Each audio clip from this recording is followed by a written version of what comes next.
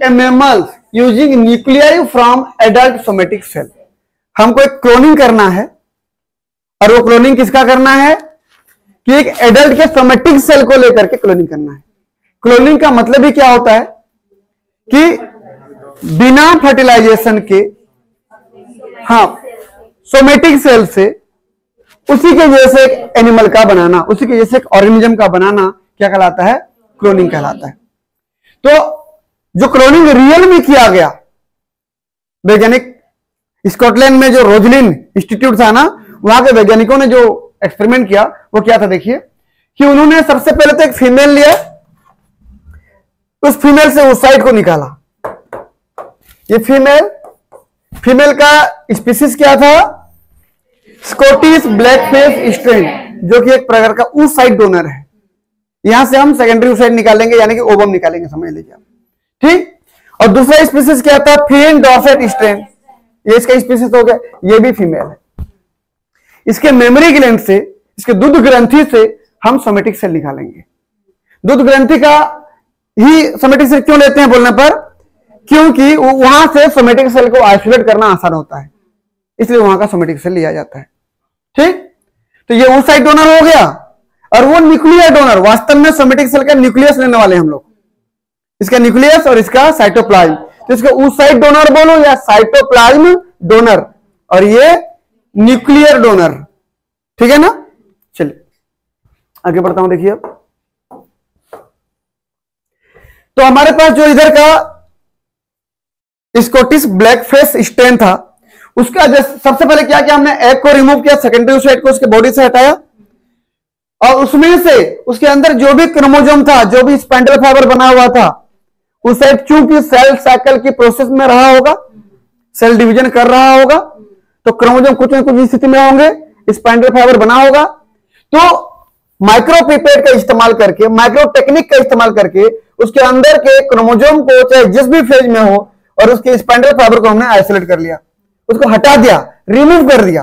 तो removal spindle fibre including metaphase chromosome, जो भी क्रोमोसोम था सबको हमने क्या कर दिया? हटा दिया। मेटाफेज में क्या होता है जानते हो? इधर दो पोल बन चुका होता है, स्पाइंडल पोल, स्पाइंडल फाइबर रहता है, और बीच में क्रोमोसोम अरेंज रहते हैं, ये मेटाफेज था। हमने पूरा को हटा दिया, तो केवल क्या बचा इधर? सेकेंडरी उस साइड का, या एग का केवल साइटोप्लाज्म बचा। तो ओनली साइटोप्लाज्म प्रेजेंट। जिस एग के न्यूक्लियस को हमने हटा दिया, उसका नाम क्या दिया? ई न्यूक्लिएटेड एग। ई मतलब एग्जिट कर दिया, हटा दिया, ठीक। विदाउट न्यूक्लियस, न्यूक्लियस नहीं है, केवल क्या है? साइटोप्लाज्म। इधर से ये हो गया।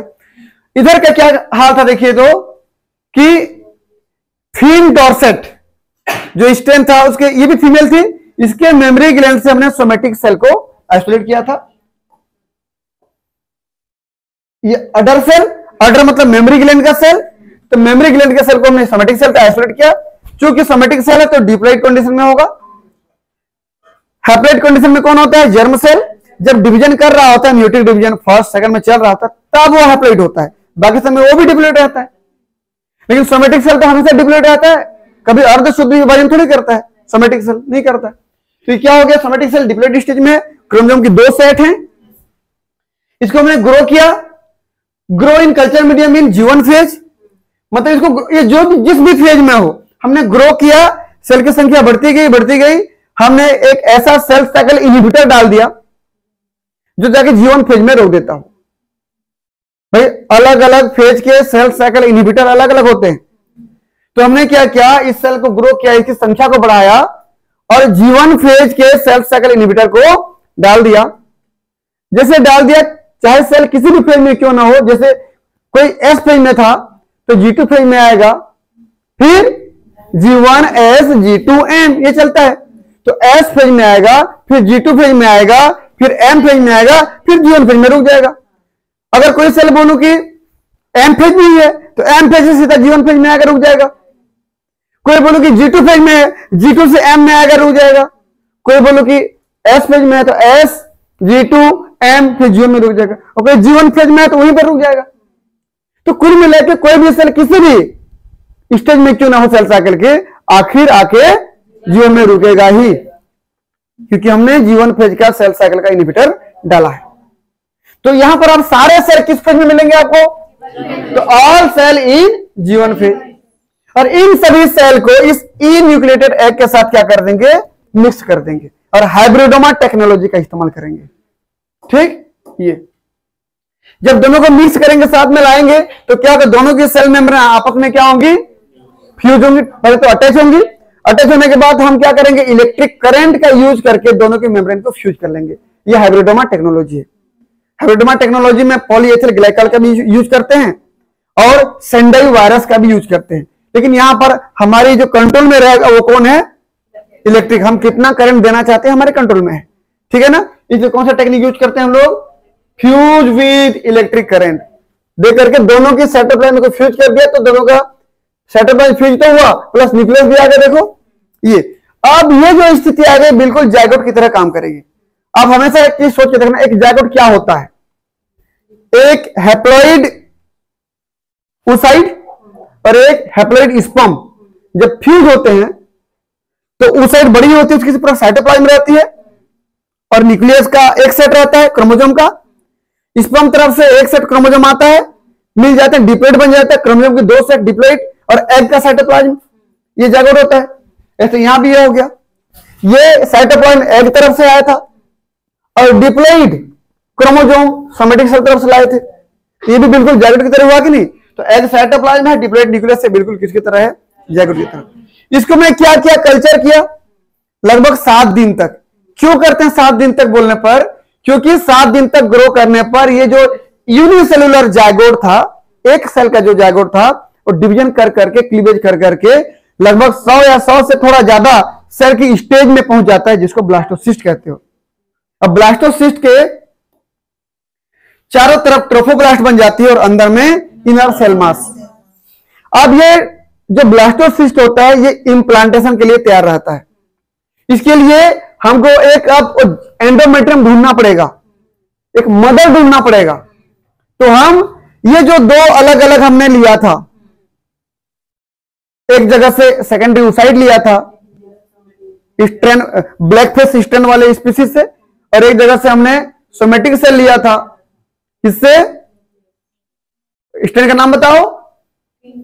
फिन डॉर्सेट से। भाई ब्लैक फेस स्ट्रेन और फिन डॉर्सेट स्ट्रेन। तो इन दोनों के अलावा मैं किसी तीसरी मम्मी पे जाता हूं और वहां पर उसके एंडोमेट्रियम में इंप्लांटेशन कर देता हूं इस ब्लास्टोसिस्ट को। तो वो मम्मी क्या कहलाएगी? Surrogate mother. सरोगेट मदर किसको कहते हैं? कि वह मदर जो जिस भी बच्चे को पाल रही है उस बच्चे में ना तो उसका खुद का साइटोप्लाज्म है, ना तो उसका खुद का क्रोमोसोम है, और किसी और के क्रोमोसोम और साइटोप्लाज्म वाले बच्चे को पाल रही है, तो मम्मी क्या कहलाएगी? सरोगेट मदर कहलाती है। तो हमने क्या किया?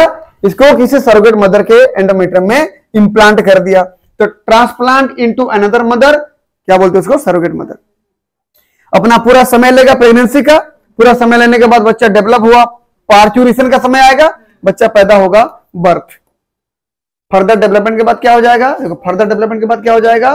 बर्थ। जब बर्थ होगा तो बताइए पैदा कौन होगी यहां पर? फीमेल। क्यों फीमेल पैदा होगी?